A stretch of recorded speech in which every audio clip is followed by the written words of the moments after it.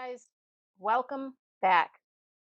Uh Here in Wisconsin, in my little corner of paradise, we are finally having gorgeous weather. The lake is gorgeous, the sun is gorgeous, everything is gorgeous except my hair. My hair does not look gorgeous, but I was outside doing chores and uh, decided I could take a break and finally put together uh this book review that I've been wanting to do. So, if you've been following me on social media or here on my YouTube channel at all, you know that I have been into deep dive researching um, iodine. And it is just amazing and really a lost nutrient, a lost treatment, a misunderstood uh, micronutrient that we need, but everyone is scared of it. So, probably. About 6 months or so ago, I started deep diving into iodine research. Um, and I read Iodine Crisis by Lynn Farrow, which is what I'm going to be reviewing today. I've read dozens of papers and studies put out by the late Charles Abraham. Um, Shakala Labs has a lot. It's not Charles Abraham, Dr. Abraham. I can't remember his first name, but then I believe it's Charles Hackla. There's George Flemis um, and Dr. Brownstein. Dr. Brownstein seems to have the most public presence, and that he doesn't even really have that big of a public presence for personal reasons, but he's the one that you see interviewed the most. And just a wealth of information. But I don't want anyone to think, oh, well, if Dr. Brownstein says it, then it must be correct. No, no, no. I get my research my information from old historical papers, from papers that several other doctors have read. I've even read things from opposing views just so that I can have a good basis. The things from opposing views really don't hold water when you use logic and look historically. And most of the opposing views are opposing because either they were talking about a different iodine than iodine and potassium together, potassium iodide, I should say, which the body needs both of, or they're poo pooing iodine treatment because they have supplements to sell. So I really, as with anything, I try and follow the money. And if they're trying to sell you something and all their information goes against several other leading experts and authorities, and historically, it's probably not the best information to follow. But anyway, let's get on to the point of this video. So, this is The Iodine Crisis by Lynn Farrow, and the foreword is actually written by Dr. Brownstein. So, this was the first book that I read about iodine, and I devoured it. As you can see, I've got it all marked up or tabbed up anyway. Just a wealth of information. And then in the book, she gives additional places to find research. She cites where she got her research. So you can you're not just taking Lynn at her word. Everything is documented. It's just a really fabulously well written book. Now, I do just want to share something. You probably know this already, but if you don't like to highlight up books, um, which I don't mind highlighting certain books, but even when you highlight something, it can be hard to find the highlighted part. There are what's called book darts, and these are such cool things They are just little tabs and they just slide on the page like that. But they have a oops, they have a point. So like you can put it on the page, and I just lost my section. I'll find it again. But you can put it on the page and have the point to where you were looking. Because that way, when you're looking at the spine, you can see like, oh, here's one, and I can just open up right to there. So there was something important there, and I could have highlighted or not highlighted. But anyway, if you are doing like research books and stuff like that, I love book darts. So on with the review. So this is the Iodine Crisis. What you don't know about iodine can wreck your life. This is by Lynn Farrow. Again, phenomenal book. So I'm gonna break it down into it's broken down into 4 sections. So there's section 1, section 2, 3, 4, obviously. Hello. Um, and each chapter ends with uh she's not a doctor, so I don't want to say like patient, but it would be user testimony, or people that had started reading her work before she wrote the book, because there was website that was developed and things like that, and so they sent her testimonies on iodine and how it's helped them. So I really like that. So chapter 1, Lynn talks about her childhood and her parents and how they taught her to learn and lit her love for learning and exploring. It's really, really sweet story. Reminds me of like us with our kids. And it kind of gives you a little bit of a background from where she's coming from. But then she goes on to talk about as she was in her adult life and she got extreme brain fog. And not a single specialist that she went to could figure out what was causing it. So it was actually so bad that one time she had an appointment with another doctor, but she actually went out. The story is really funny. She went out in her pink fuzzy slippers. Then she had to go back in after she realized that she didn't have shoes on, go back to her apartment, change into shoes. And she was going around New York. And here she had a coat hanger in her coat and she didn't even know it. Oh. So, because no one could figure anything out, this led her to having to figure things out for herself. And I think that's so valid for even today. So many of us have to be our own doctor, essentially, um, because doctors aren't allowed to make you healthy. They're not allowed to do root cause treatment. So, um, we have to be our own detectives. So, chapter 2 goes through Lynn's journey of breast cancer, and it started with breast cysts and that she would have biopsied, and they were always benign until they weren't. So, she starts talking about her relationship with her uh, doctor, and she thought everything was all great, and then her doctor lied to her. So, she really I mean, that pushed her even further down the having to start researching and questioning everything that she was told. And that's what we all should be doing. You should be questioning anything that I tell you, anything that, I love Dr. Barry, I love Dr. Chafee, I love all of them, but I'm not just going to take something at face value. So we should always be questioning, questioning, questioning. Um, so chapter 3, she goes in deeper into her cancer treatment. And um, so this was very interesting. Lynn asked her doctor if radiation increased breast cancer survival. She knew that it didn't because she, again, had been researching, but she was testing this doctor to see what they were going to say. And his answer was, it must because we do it at our hospital.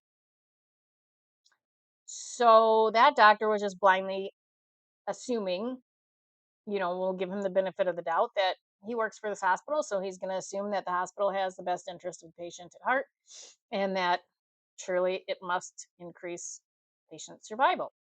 It doesn't, and that's clear in the literature. So this led Lynn to forming the nonprofit breastcancerchoices.org. And their mission is comprised of three goals: disclosure, disclosure, disclosure. Lynn had no choice. She had to become a breast cancer advocate.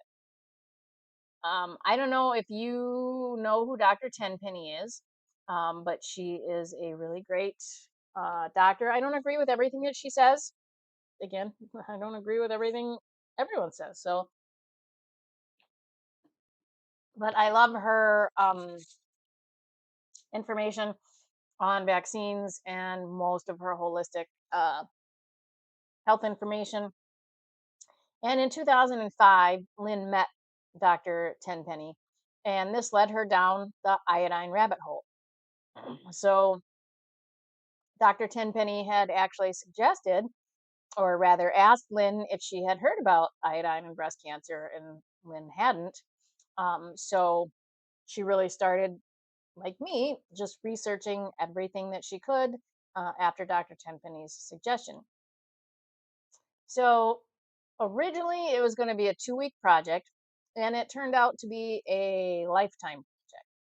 During this time, Lynn found Dr. Guy Abraham and his work, and then Dr. Brownstein's work, and then that led her to George Fleshoff's and many others.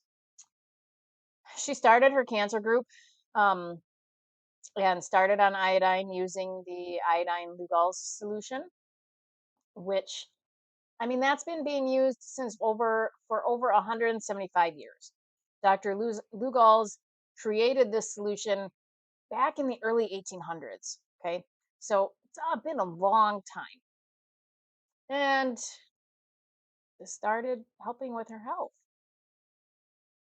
Chapter 4 really goes into um, iodine deficiency, how it came to be about, and bromide and bromine toxicity, because that's a huge thing and we don't realize it, and we are inundated with it all the time. You don't have to ingest something for the toxins to get into your body, especially with bromide.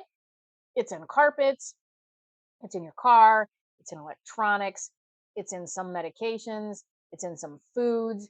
It's it's just everywhere. It's in flame retardant clothing. Most mattresses have it. So you're breathing this in, and it can displace iodine because it's a toxic halide and it's about the same size. So, major iodine deficiencies started in the 1970s, and this correlates with when bromide started being used in so many things, and it would block out the iodine.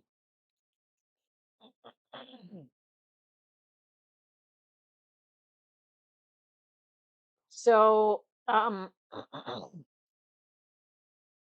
just going to read a little bit of something here. This part I think is so important, and it'll just reiterate what I just said. So, bromide is the evil holy grail of iodine deficiency. So she goes on to say, yes, the bromine saturated environment can make you both fat and stupid. Below are 6 points targeting the danger of our bromine saturated environment and the need for supplementing iodine as compensation. Now, bromine or bromine, however you want to say it, bromide, um, the bromide is a reduced form of bromine. Okay, so bromine fire retardant poisoning increases every year and takes years to reverse, making bromide the toxic equivalent to global warming. Bromide pesticides and fire retardants will wind up being the new DDT, a pesticide banned in 1972. It's still present in the breast tissue of women born later than that date. If the underlying cause of thyroid, breast, and other hormone driven diseases is iodine deficiency, then bromide dominance is the underlying cause of that deficiency. And I think I find that so true because just in my own case, um, after reading about bromide, I could really tell that I have a lot of bromide toxicity built up. Um, Some of it's my own fault because like I didn't even understand. I love sitting in hot tubs. So you go to a hotel and you sit in the hot tub. Well, they use bromide as the disinfectant in there. So um yeah, and I mean it's rare that I sit in a hot tub now, but still do. I mean, it's life. We're not going to get away from it. So the best that we can do is mitigate it.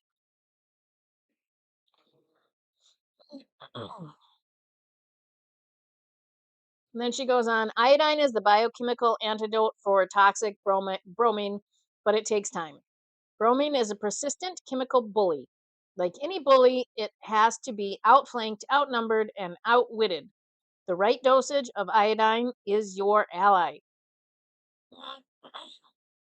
Bromine toxicity is too important to leave to the slow bureaucratic system of policymaking.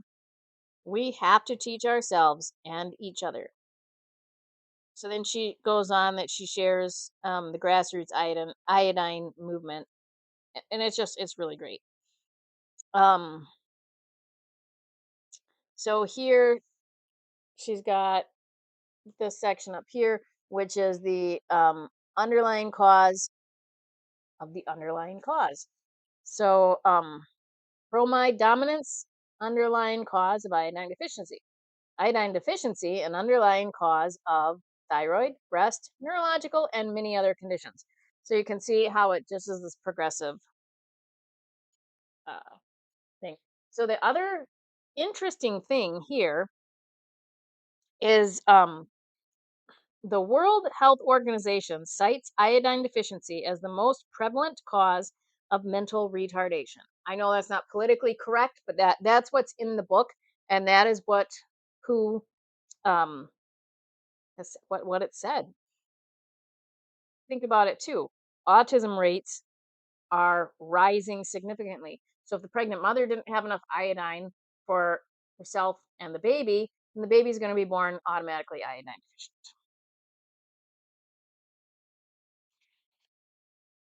So then part two goes on, and it is a whole FAQ section. So each FAQ is answered in its own question, in its own chapter for the most part.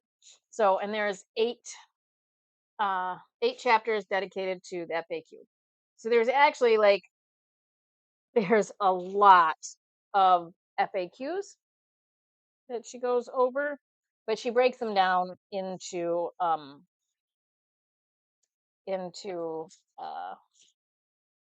eight chapters. So some of the and I'm not going to go through all of these because it would take a long time. So the FAQ one is why does your body need iodine? And in here she goes through each FAQ individually, and she goes on to talk about that. Is nutritional iodine the same as the iodine in the medicine cabinet?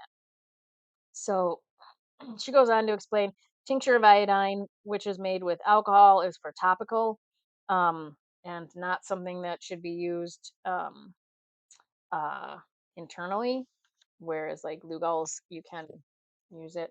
Why has iodine become big news now?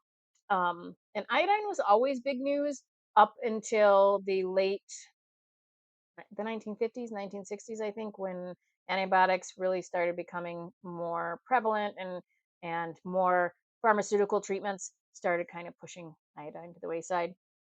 And if you're old enough to remember, which would be older than I am, you may even remember getting drops of iodine every morning in like orange juice or water and drinking it down because it kept us healthy. Um, how was iodine used in the past? This is from medical records in 1906. Iodine was considered the universal medicine, so it was used to treat goiter, atherosclerosis, syphilis, uterine fibroids, mercury, lead, and arsenic poisoning, swollen glands, prostate hypertrophy, scarlet fever, bronchitis and pneumonia, obesity, depression, breast pain, eczema, urinary diseases, malaria, ovarian cysts, rheumatism, tonsillitis, cough. Those were just a few. Um, and as far back as 1899, the best medical textbook, the Merck Manual, cited iodine as the most used s- substance, can't talk, for tumors. So, and then, I mean, you're looking at iodine being used through like clean seaweed and things back a long, long time ago. Um, she goes on to explain why iodine and iodized salts isn't enough, and what actually happens, why there's virtually no iodine in iodized salts, um, iodine supplementation, and how it kind of fell out of favor. So she goes through the RDA. Um, this is a list of um, a partial list of conditions we've seen that are helped by iodine. Now remember, so in developing countries, iodine deficiency is the leading cause of goiter and mental retardation. So this is the partial list. And I'm not even going to read all of these because it's 2 pages and that's the partial list. So allergies, brain fog, dry skin, cysts, nodules, fatigue, thyroid problems, ovarian problems, cognitive problems. So unclear thinking, brain fog, weight gain, menstrual irregularities, breast pain, feeling cold, gum infections, psoriasis, type 2 diabetes, hair thinning, puffy face, fertility problems, depression, heart arrhythmia, scars, infection, miscarriage, fibromyalgia, hearing loss, lung conditions, constipation, vaginal infections, eye problems, GERD, neck pain, resistance to cold and virus. And again, I did not read the whole list. So she goes through the various iodine supplementation, and like people want to know what about seaweed or seaweed supplement products, and so she talks about those, how to tell if you're iodine deficient, and then she goes on to talk about an iodine literate practitioner. Um, if you can find an iodine literate practitioner, work with them because it will just make things so much easier. They'll know about the testing, they'll know about the proper iodine, the dosing, the companion nutrients, like all of that. And they won't be freaked out because your blood levels might be high. You can't measure iodine levels. It doesn't tell what's actually getting into the cells. It is difficult to find an iodine literate practitioner, which is why you have to do your own research and then maybe help your practitioner start doing research. But if you can find one, terrific. Um, then she goes through the oh, if you're allergic to shellfish, she talks about that and iodine and what the shellfish allergy actually is. And then again, she's got iodine success stories. So uh just really, really great. Um the chapter 6, which is the second FAQ, why to consider supplementing iodine. She goes through all of that. What the best kind is to take. Uh just answers all those questions. And then again, ends with more stories. What do doctors think about iodine? So she goes through um, much of what the medical practice has found about iodine, and actually, uh, Dr. Brownstein has talked about this too. He didn't get any training on iodine in school, and he's been a holistic practitioner, an MD. He's a board certified MD, but he practices holistic medicine now. Um, he's been doing that for 30 years, and so but he didn't get any training. Um, so for chapter 4 goes through how to supplement, what the cofactors are, things like that. Applying topically, which some women will find very helpful if they've got cystic breasts or sore breasts, they can actually take internally as well as apply topically.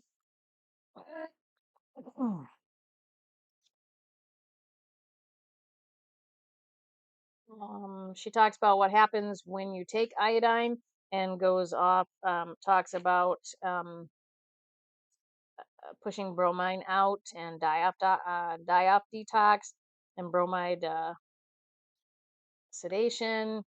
So salt is going to be a big companion to this as well. And she talks about that, and then again, more stories, um, testimonies, I should say.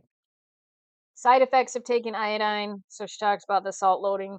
Side effects of taking iodine is going to be because you're pushing out the toxic halides, and then how to um, get rid of them.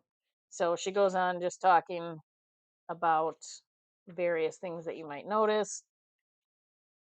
Nothing in this book is medical. It is not advocating for any medical treatment. It is just giving you the facts. Nothing that I am saying in this review is in any way, shape, or form medical advice. I am just sharing with you what is in this book. Chapter 7 is really nice because she lists some different iodine discussion groups that you can find online. Some of them are no longer there because groups come and go all the time. There is one on Facebook. It's the Iodine Workshop, and I am in that group. Pretty good. So that's a pretty short one. And then chapter 8 is a really important one because it's why is bromine dangerous to your health. So there is no health benefit at all for bromine. Um, it's toxic to us, and really the more that we can get it out and keep it out. Same with fluoride, but fluoride's a much smaller particle, and the body doesn't like to move it around because it's so toxic. So that can be a little harder to detox from, but it can be done. So she goes on to talk about bromide, and bromide is actually banned in many countries, but not the U.S. Surprise, surprise. Yeah. So then part 3, she talks about how she discovered the world's oldest medicine, and iodine is the most misunderstood nutrient. Lynn goes through all the history and papers she sifted through in detail in part 3. Much of iodine's history goes back through wars and even back 3,000 years ago in Chinese herbal literature. Jean Lugal, he was a Paris doctor.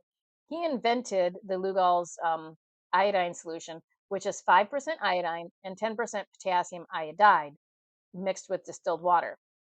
You need both of these because different cells in the body uptake each one of these.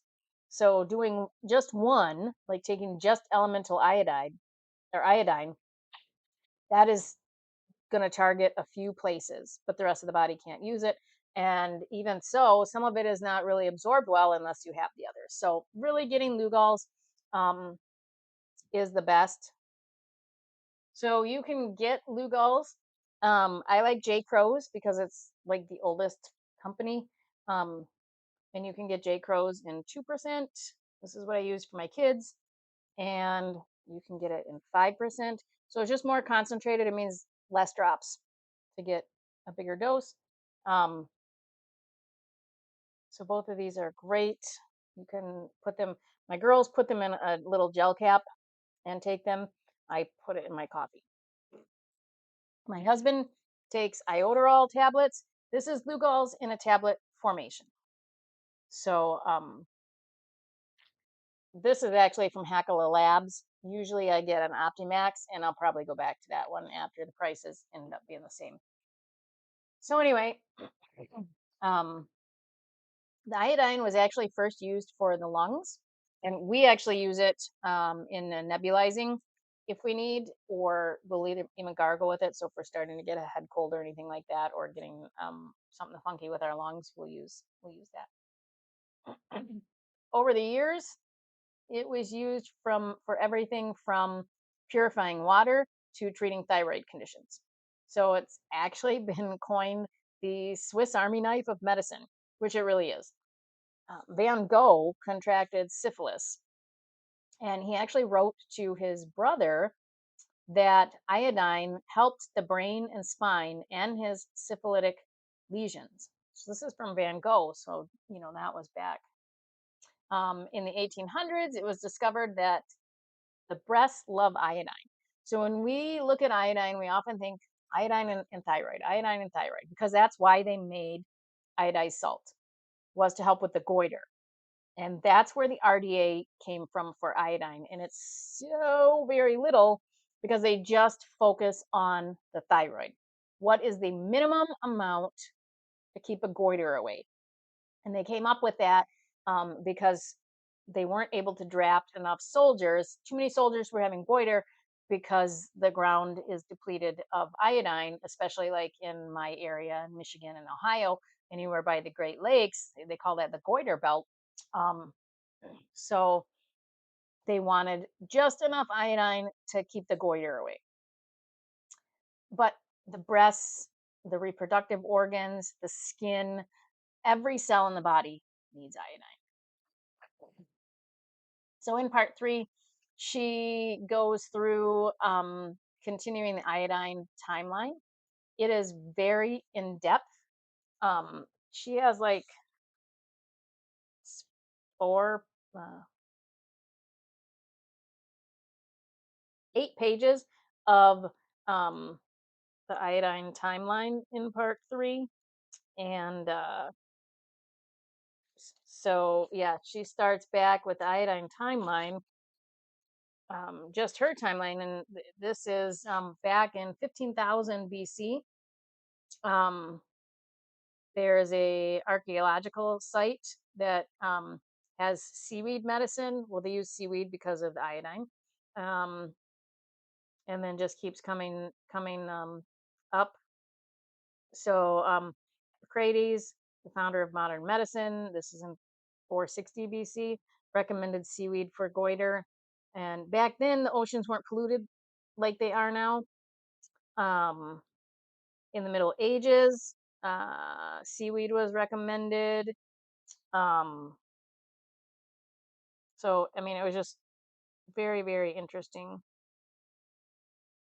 So, in 1821, as part of the new French pharmacy movement, Francois uh, Magdindi added iodine to a pharmacopoeia.